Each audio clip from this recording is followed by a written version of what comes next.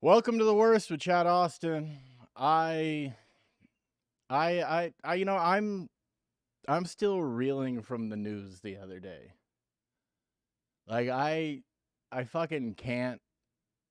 I can't believe what's going on in this country. We're banning Juuls? Really? Like, come on, guys. What the what? I stopped smoking cigarettes years ago, and that stupid little thing has been my only release of a break from the daily, and it sucks because okay, what doesn't make sense to me is they ban a few years ago they banned all the flavor jewels, right? Like mango and whatever the fuck else they had because it was more targeted towards kids, and I get that. But then now all of these disposable vapes are out that all are like bright colors and they look like little fucking vibrators and butt plugs, and they're all like guava ice and mango nectarine and all this shit, and those are fine, but my fucking tobacco flavored Juul is not. I don't know, man. I don't like it. Luckily, I got my Armenian smoke shop that doesn't give a fuck, and they're gonna continue selling them until they run out. Every other place I would stop at 7-Elevens, they all fucking pulled them off their shelves. I'm feeling a little vulnerable today. I ate cheese last night and I shouldn't have, and now my stomach is just fucking killing me. Being lactose intolerant is it's shitty because even if I and now, like, I think it's gotten so much worse that even now if I take the medicine that's supposed to break it down for me, it doesn't work, and now I just feel like ass. And I was just like, I honestly almost canceled today just because of like how bad like I feel. But I was like, you know what? Maybe this pain will like light a fire underneath my ass, and not that my ass is on fire or anything. I didn't eat anything spicy. I just had cheese. Um, but yeah, man, life's great. Things are good. Um, it's whatever. Other than that, other than the Juul Ban and my dairy intake, there's a few other things that happened this week. One of them being probably the worst news I've heard in a long time, besides the Juul Ban, is that Heinz is making ketchup flavored popsicles. Bro, if you know me, if you know me at all, you know that I find ketchup to be the most vile thing that's ever been created. I don't like it anywhere near me. When I'm at work and I have to get like ketchup for somebody's fucking french fries or whatever the fuck they want it for, and I'm like squeezing the ketchup bottle into the little ramekin, and it like sputters and gets on my hand, I want to murder somebody. That's how much I fucking loathe that shit. And I don't know, dude. It seems like Heinz is really choosing violence this summer, and I'm not into it. I'm not okay with it. And then another thing that you all might have heard about is that they overturned Roe v. Wade. The nerve of this Wade guy.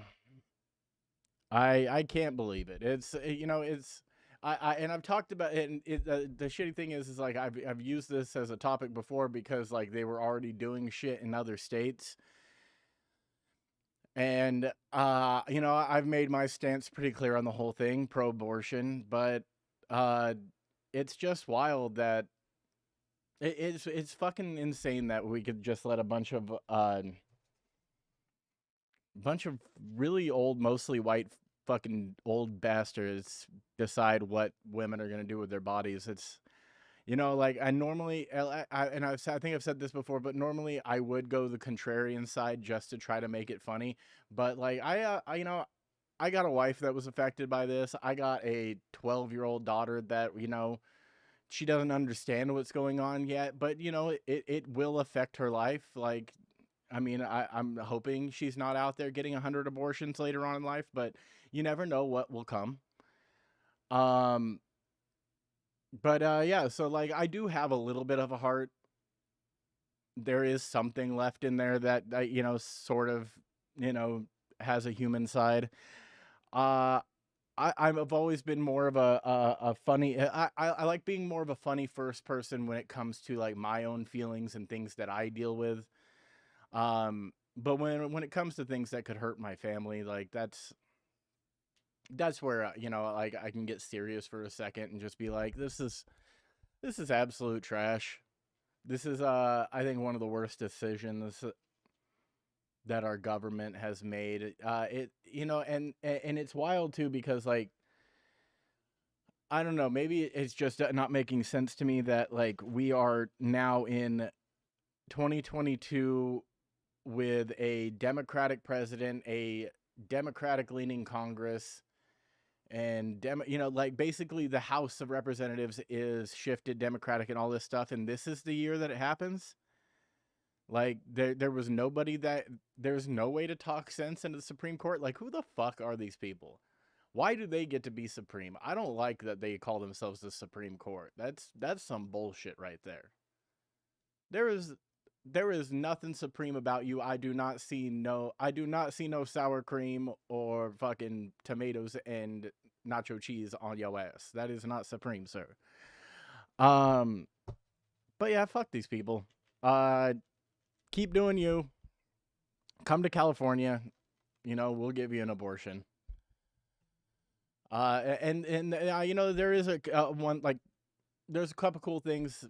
I wouldn't say they're necessarily cool, but they're like the good things that came out of this were people that were standing up for people. There's multiple companies, some that I wouldn't even expect to do this, but like Disney and Netflix and Nike and a few others I can't remember, but they were like, "Yo, if Dick's Sporting Goods," that was I think the wildest one to me.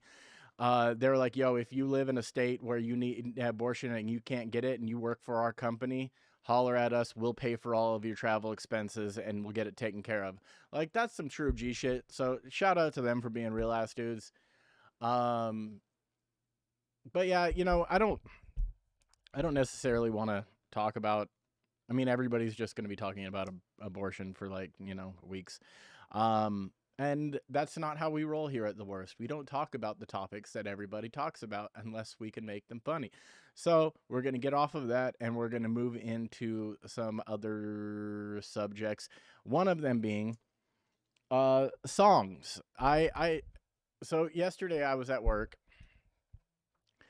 and we play mostly like god damn it, these glasses are all fucked up. We play mostly like old soul R&B shit at my restaurant, and it's 99% of the time the same playlist. And yesterday one of the bussers at work comes up to me and he goes, "Hey boss," he's like, it was like noon. It was right around noon. He's like, "I don't know if this song's appropriate for families." And I was like, and listening to the song, and I'm just thinking, what the fuck does he think is not appropriate about this? I can't think of the artist right now, but it's an old soul song where it's like, "Ain't no love in the heart of the city, ain't no love in this part of town," and like that's basically like he talks about living in the city and it being a kind of like a cold world, and I'm like, well, what does he not see as being appropriate for families, for children? And he leans in and he goes, "Boss, he's saying anal love." And I was like, and so he thought the guy was singing anal love in the heart of city, anal love in this part of town, which from now on, I will sing in my head. From now on, that song isn't Ain't No Love. It is now Anal Love. And it might be the title of this episode. The title of this episode might be Anal Love in this part of the city. But that also brought me to something that I was thinking about a while back. Um, there's a Celine Dion song. Why is my computer frozen? I need to be able to read these lyrics, you motherfuck. Hold on. Testicle difficulties. There it goes. Okay. So, there's a Celine Dion song called All Coming Back to Me. And don't ask me why I was listening to it, but I was. And there is a part of, I want to say it's like the hook slash bridge of the song where she's totally talking about butt fucking and how much she likes it. And it's wild because the song's a ballad and you don't really like if this was like Megan the fucking Stallion or Cardi B and I was like, "Oh yeah, there's a part of their song about butt fucking," and you'd be like, "Yeah, obviously." Um but this is Celine Dion, like the fucking queen of the north, like the French Canadian goddess that makes the dumbest faces while she sings and everyone loves her. She sang the fucking Titanic song, guys. Like My Heart Will Go On. You know how fucking frustrating it was being in, I think I was in 7th grade when the Titanic movie came out, and every fucking band geek at my school, whether they played the recorder or the flute or the sax or whatever the fuck it was, every single person with a fucking brass or woodwind instrument was playing My Heart Will Go On. Like, and they were, and it wasn't just like at band practices. Like, these motherfuckers were doing it on their free time. Like, during recess, I'd be playing basketball and I could just hear,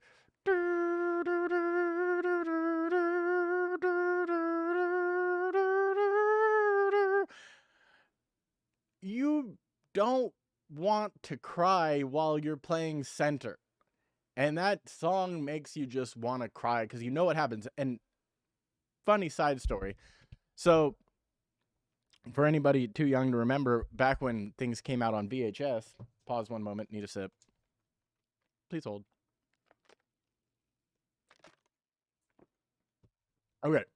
Back when things came out on VHS, if it was a very long movie, like I think if it was over 2 hours, yeah, I think maybe 2:30 was the max. But either way, if it was over 2 hours, it was released on a double VHS.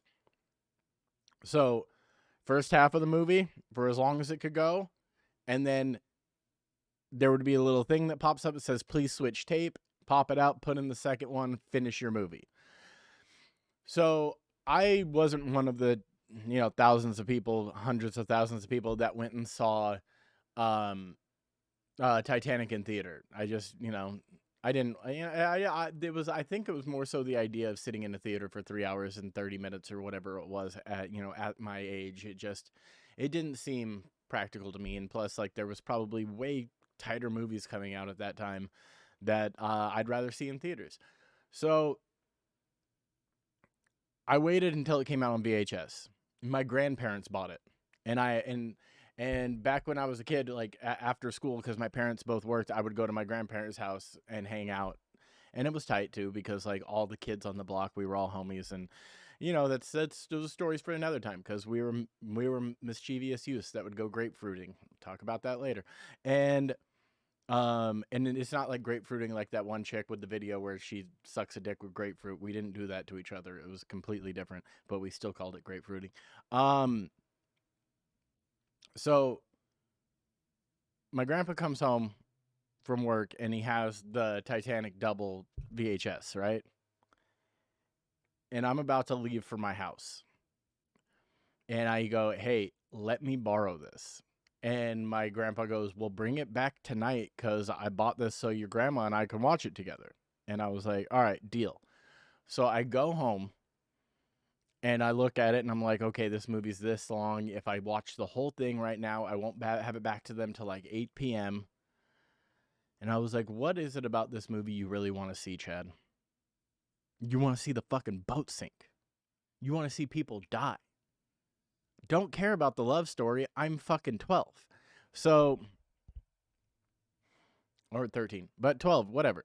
So, I do exactly what I should have done, and I never regretted it. I did not even put the first tape in, I only put in the second tape.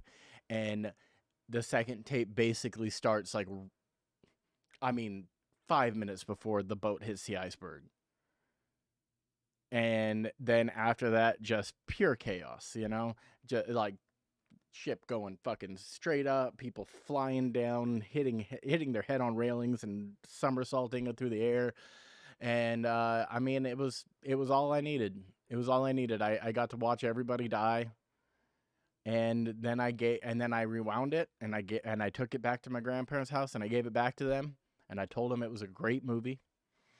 And I kid you not, it wasn't until New Year's Eve when I was, I think, 19 that I finally actually saw the entire movie.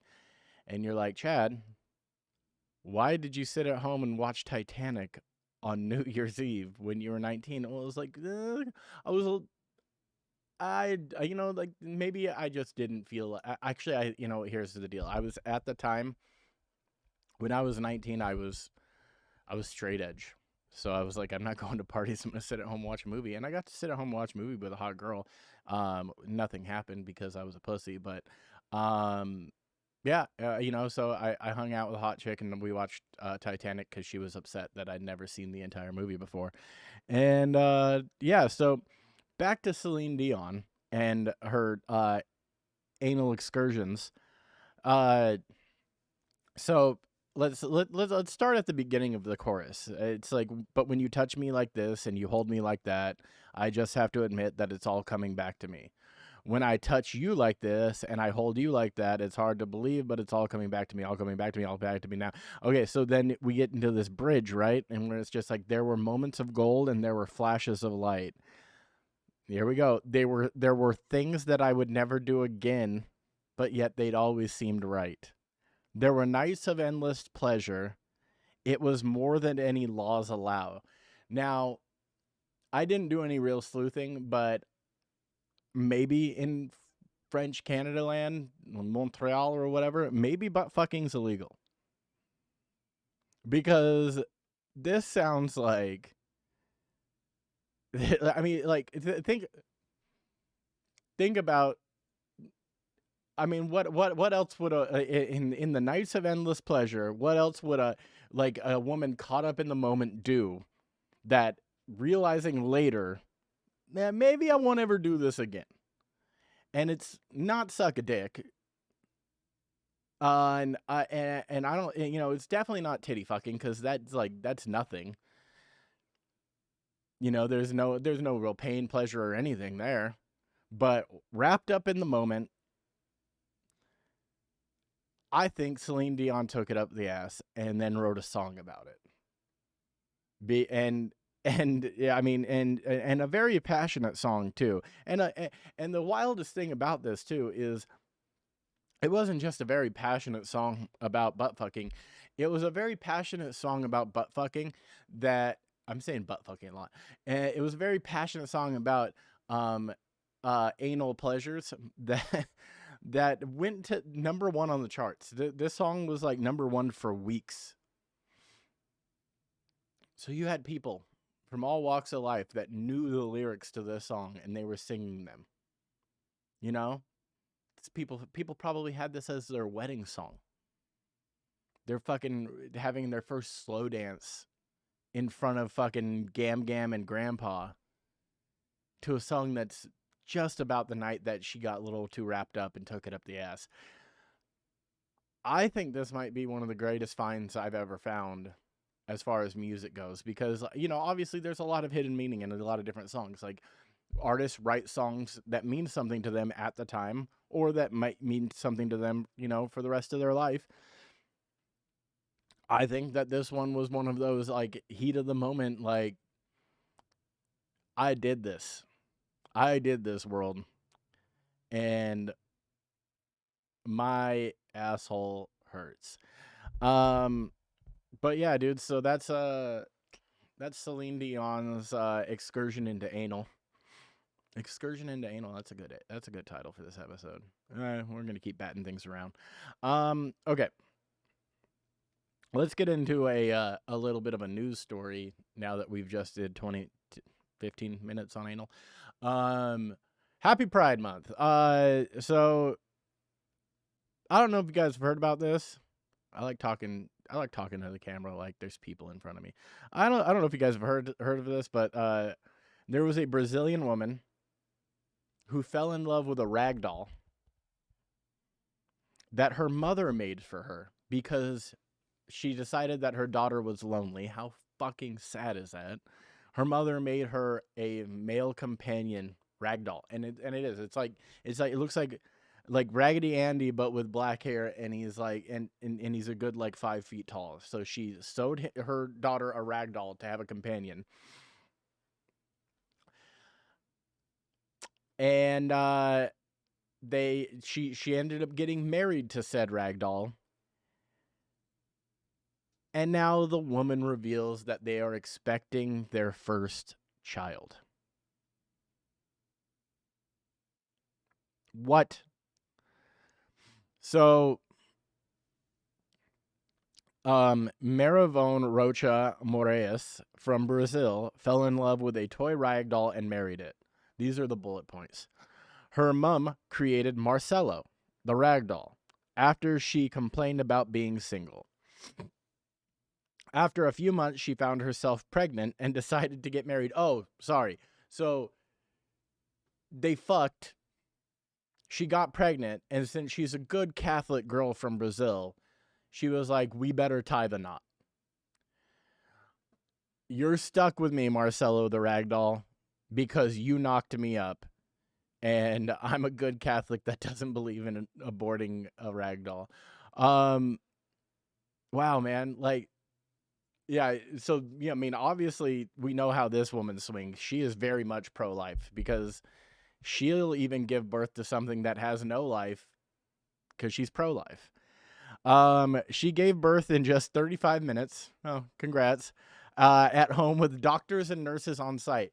She called doctors and nurses to deliver her ragdoll baby.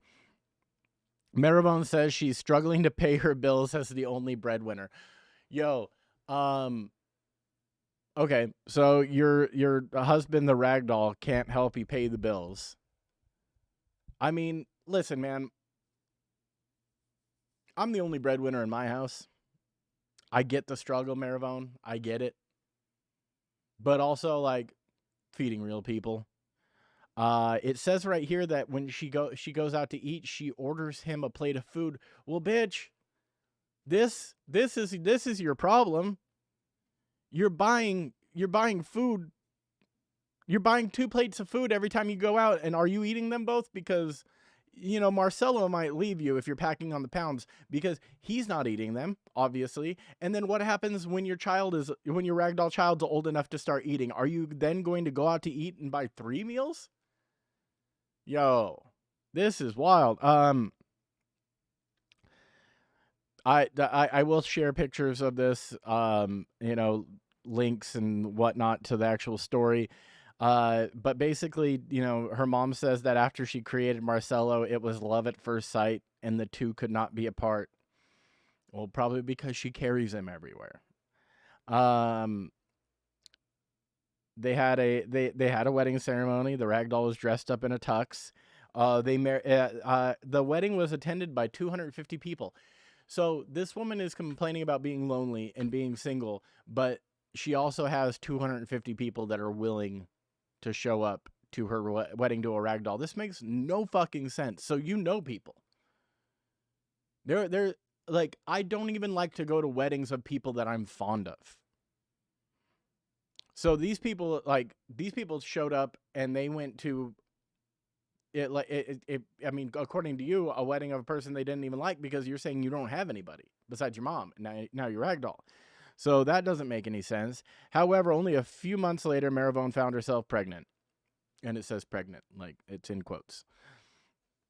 Not wanting to have the baby out of wedlock, she got married. Oh wow, when she gave birth in under 35 minutes with doctors and nurses on site, she was also live streaming the event to an audience of 200 people. Now we're going to find that video. I haven't looked at all. I'm sure it's very easy to find, but we're going to find the video of Marivone giving birth to Marcelo's baby.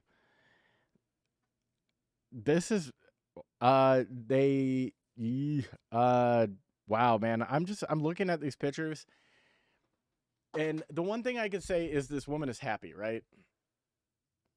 And I mean, do we care? Do we care about the ways that somebody becomes happy? Because I wondered this myself. Like, if it's in like a total ignorant, like ignorance is bliss, and I found that to be true for the most part, because when I realized that I keep myself out of daily news that's terrible and all that kind of stuff, and I just focus on writing jokes and taking care of my family and doing my job, I find myself to be a little bit happier. um I've never been happy in my life, but I'm a little bit happier than the normal misery that I'm in. But so man, I just this is a tough one, because I don't does no one just burst her bubble, because it's all I want to do. But at the same time, it's just like, all right, well, you're retarded, but you're happy. And I guess as a mom, like, that's the one thing that her mom wants, is like her daughter to be happy. Because for sure, dude, like, I'd like my kid to be happy, but I also like my kid to be realistic. Like, my kid is a little bit of a savage, and she wants and wants and wants, and then I have to make things work out for her, but on a level where it makes sense to how you're actually running things, right? Like, oh, Josie, so my kid wanted an iPhone, right? And I caved and I bought it for her. It came in the mail yesterday. And she sent me a phone case that she wanted. And I was like, of course, I'm going to buy you a phone case, because, like, I just, bought you a fucking $1,000 phone. So, yeah, I want it protected, because you're a clumsy 12-year-old little shit. And so she sends me a phone case on Amazon. I buy it. And then the next day she goes, Dad, did you already buy that phone case? I was like, yeah, it's coming tomorrow. And she gets mad at me. Oh, I can't believe you bought it. There was a different one I wanted. And I'm like, bitch, your happiness seems to only go so far. And we need to correct these things, because we can't just live for someone else's happiness, right? We need to make it like work for everybody. There's a family, it's a circle where we're kind of held together and making everything work. And I just feel like I'm rambling, so I'm going to move on. So yeah, she had the baby. It was a very wonderful, emotional, and important day in her life. Um, I wonder what it's like when she fucks this thing. Like, does she like? Is there like? Okay, so if I was to fuck a ragdoll, um, obviously I would have a female ragdoll, but so, like, maybe you make a slit in the material where the between me down there's are. And for I guess for a guy who would be fucking a ragdoll, you would maybe shove a fleshlight up in there, and then you'd fuck it and then pull it out, and maybe that part has a zipper, right? And then, oh, so maybe for her, maybe she has like a hole right there where she puts like the base of like a dildo or a vibrator in, and then it kind of locks in place, and then she can fuck the doll. I don't know, man, but she fucked the doll because she had a kid with it. If anybody has any ideas on the best way to have sex with a rag doll, please write in and let me know, or send me a message. If you send me a video message, I will add it to the next episode, talking about how you would fuck a rag doll. Oh my god, this is my life. This is my life. I fucking I I work until I'm depressed, and then I come here and I talk about fucking rag dolls. End it, please. Um, I want to shout out my dude Ryan, who listens every week. Thanks, Ryan. But the other he came to one of my events the other night. We had a big party where it was like a tiki party, and I happened to be in a really great mood that night. I was honestly on like 20 shots of espresso, and I looked at him. I was like, "Hey man, I want to do some cocaine." And he's like, "I have cocaine." I was like, "Give me your cocaine." And he was like, "No, I'm not gonna let you do that." And a part of me was a little mad at him, but the other part of me was like, "You know what? Thanks, buddy. I really appreciate that because cocaine's fun, but then cocaine and alcohol is fun, and then more cocaine and more alcohol is fun. And I know that it wouldn't just it's like eating Lay's, you know? Or like Pringles. Once you pop, you can't stop. Is that the thing? It wasn't Lay's, it was Pringles. But either way, like chips in general, I don't just eat one. I eat a whole fucking bag. That's why I look like this. Um, so yeah, cocaine is my drug chips. Oh, actually, all drugs are my drug chips. I don't stop at just one, which is why I have a problem and I don't really do them anymore. But weed gummies are super tight and they've become my favorite thing ever. And surprise, surprise, the fat guy likes eating his drugs. Um, man, I don't know. I uh, I miss drugs sometimes. But then I also think about like all the money I wasted on drugs, and how the next day you just felt like shit until you got more drugs. And I have been I have been sober for like 2 years now. And I've been off most drugs for like 6. So it's kind of nice, you know. It makes me feel superior to most of you, is what I'm saying. I feel great about myself in that way, um, where I'm not a disgusting animal spending hundreds of dollars on my money for one good night. Y'all should be disgusted with yourselves and seek help. Dude, yesterday at work, um, something great happened that made me feel good. You know, on the very few times in my life I feel good. My two of the kitchen managers, the homegirls, I was walking around and they stopped me and they're like, "Hey, we were just talking, and you seem to have lost a lot of weight." And bro,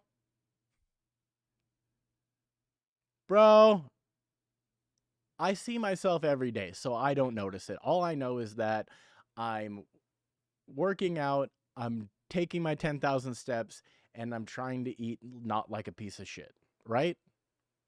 I'm doing all of those things, and I personally am not seeing results except for occasionally when I step on a scale. But like, I don't see it when I look in the mirror. I just see disgusting. I always have, and I always will. I feel like, yeah, I think even if I become like fully like svelte and like it's just mentally imprinted in my brain that I look gross. And for these two women to be both like, "Damn, dude, like you've lost a lot of weight." I was like, this is tight. And you know what's going to happen is I'm going to ride that high of them telling me that until the next time I do a roast battle and I step on that stage and I start getting called Mr. Clean's fat racist cousin and you know whatever else. Yeah, the roast battle takes me back down, and then I work harder again. And that's one thing I love about roast battle is it'll keep you in check. It'll take all those things that you hate about yourself and then fully highlight them. And let you know that, hey, you're not the only one that sees it. We all do too, and we're gonna tell you about it. The last time I did roast battle, one of the judges said he doesn't understand how I look fat. No, no. He said he's like it's an anomaly. I don't understand how you look racist and gay at the same time. And you know that one hit home because you know my dad always called me gay, and I definitely being bald doesn't help the whole being white and looking racist thing. So spot on, Kevin Mack. You nailed that one because I definitely look racist and gay. Maybe that's gonna be the name of this episode, racist and gay. I think it'll definitely get a lot of hits because people will be like, "Wait, what?" I'm in it for the hits. I fucking I selfishly went back. Yeah, what was it? Yesterday or the day before? Friday? I think it was the day that the news got announced. Announced. Uh, I selfishly went back to an episode from 3 weeks ago where I'm talking about being pro-abortion and reposted a clip just so I could get views with the abortion hashtags.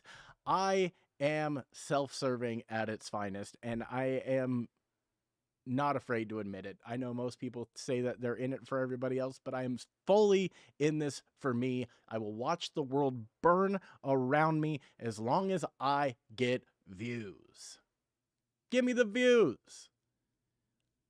We could set this whole fucking place on fire, but as long as I'm the one that recorded it, maybe said something about it, and the short that I post on YouTube gets me a few more subscribers, then everything is okay. And I can rest easy knowing that my life is a total mess. Fuck. Okay, so, Marcelo and Maravone, they're going to live happily ever after with their wonderful wedding, and life is good. I'm doing a quick glance over all of this just to make sure I didn't miss anything. And the one thing that I missed to tell you is that Maravone claims that Marcelo is a great and faithful husband, and all the other women are jealous of her. We're gonna leave it at that. I'm gonna let you guys take. I'm not even gonna comment on that. I'm gonna let you guys take that as you must. And I'm gonna get into one more thing. It might just be the last thing. I don't know. Here, let's see. I had it pulled up on my phone. Now it went away. Now we're gonna sing a little song until I get it back. Okay. So this popped up on my Instagram feed yesterday, and I was like, oh, that sounds great. And it's just a headline, but woman stabs husband multiple times after finding nudes of another woman on his phone that was actually her when she was thinner. Now, I could you imagine though? Could you imagine just being I see? I'm not the jealous type. I'm not like I know I married a good woman. I know that she loves me. So if some other dude is like hitting on her, like I don't even like I might step in, but I'm not gonna get all mad because I fucking trust her, right? Like I feel like the whole reason people get jealous is because they're insecure and they don't trust the person they're with, right? Like those are it's like insecurities and trust issues create jealousy, right? I'm not those things. I'm insecure about myself, but I'm not insecure about like my relationship. Like somehow this woman doesn't find me disgusting and actually loves me, and I'm fucking here for it, dude. Like that's great. So I just don't. I'm not the jealous type. I don't get jealous. Sometimes I'll pretend like I'm jealous just to like, set the mood because I think that bitches love when we fight for their honor. You know. Um. But yeah, could you imagine being such a jealous person that like blind rage takes over and you see naked photos on your man or woman's phone and you don't even stop to think like, oh, this is just me before I became a disgusting pig. You just see naked photos that don't look like your body at that moment, and you're like, okay, I gotta go stab him. It's like, okay, you know, we're ending this right now. Go cut off a dick or two. Little slip between the balls. Pull those two things out. Use them as paddle balls. Yeah, and then you realize after stabbing the person multiple times, you're like, oh shit, I used to be hot. That's the moral of the story. Is just like, damn. That I think, and honestly, maybe she knew it was her and stabbed him for that reason. Maybe she was upset that he was jerking off to pictures of how she used to look.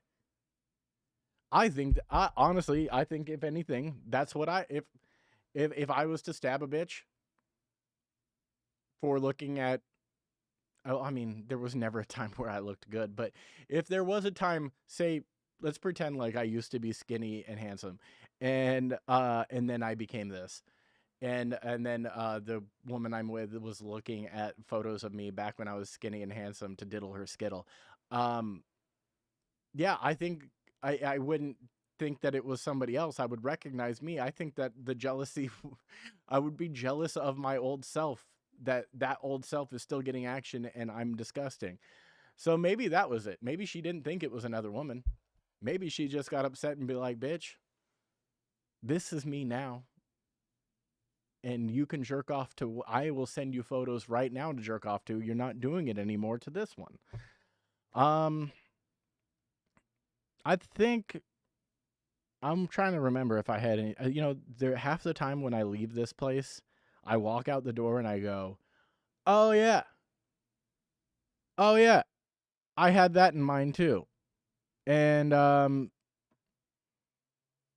don't, oh, you know what? There is something. There is one more thing. Have you guys ever heard of a Macho Mojito? Because I'm going to watch a little video right now and I'm going to explain to you what's going on because it's kind of the greatest thing that ever happened. I died laughing yesterday when so I've talked about it before that there's a book called Semenology. Okay. And what does it sound like? It sounds like you combine the word semen with mixology, correct? Well, that's what it is. There is a man that created a cocktail book where he puts cum in every classic cocktails. And I just so happened to be able to find a video yesterday of this man making his signature drink, the Macho Mojito. Now, I will add this video into either a clip or maybe even the whole video if I feel like it. But okay, so basically it starts off and okay, I'm sure he's talking. We're not going to listen to it. I'm going to talk for him. We're spooning sugar into a glass, and already he's making mojito wrong because yes, old Cuban way for sure. We do actual granulated sugar, but everyone just uses simple syrup. Calm down, Mary. Like we don't need to go this old school with making mojito. And then he is hand squeezing limes over the glass, which also I'm glad this cocktail is probably just for yourself because I know where your hands just were. You had to make the baby batter that's sitting in the glass right next to your mojito glass.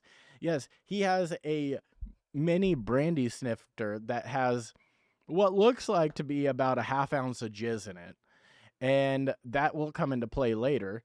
Right now, we're still just squeezing limes, and he's like, squeezing limes, making it fine. So we're adding a good 30 mint leaves to this, which if you know how to make a mojito, the standard is probably 8 to 10, but I'm guessing we're using the herbs to kind of mask the salinity of what's about to happen later. Um, he then adds an aged rum, which you use white rum for mojitos, and he only adds about an ounce. It's supposed to be at least a 2-ounce pour because standard cocktail, ounce and a half to 2 ounces. If you don't know this, why are you writing a cocktail book? He now muddles the mint, sugar, and rum together, and now he's adding ice by hand. Just handfuls, his just cummy hands all over the ice.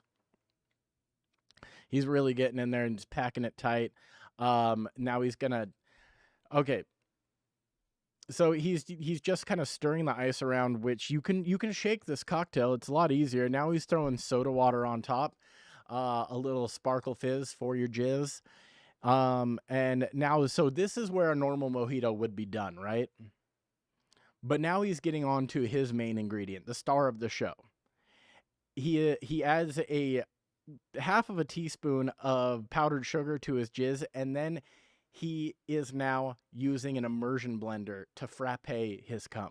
He is he is turning his jizz into a meringue with tang, if you will. So he does that. Now he's sampling it. He dips a spoon in to try it.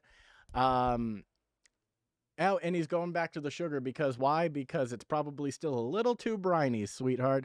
Didn't have enough pineapple last night. The coffee made it bitter. I'm just talking about my own cum right now. I guarantee you my jizz tastes terrible. I eat fucking chicken and greens and drink 15 shots of espresso a day. There is no way my cum doesn't taste good. He's going back for a second helping of his jizz. I think that he's finally gotten the sugar level right. There you go, sugar level's right. And now the frothy meringue cum is being floated on top of the Macho Mojito like the best foam that you could possibly put on a cocktail. And the best part is he doesn't show his face, but he's picking it up without a straw in it to take a sip. And I would really, really love it if it just panned over to him and he had like a jizz milk mustache. Because you know it would all get stuck in this shit right here. Like this fucking broom that I have on my lip, it's just a nightmare if I drink like a foamy latte or something. So that's the whole video. I'm gonna add that in later. Thank you for watching the worst. I'm so glad we got to end it on cum tales. Please like, rate, review, subscribe. Tell all your friends to like, rate, review, subscribe. Mazel tov, Happy New Year, Happy Holidays. 4th of July is coming. Please don't come to the barbecue restaurant. I implore you to find other means. Go barbecue for your fucking self. We're gonna be busy enough. Please stay away. Have a good day. Bye.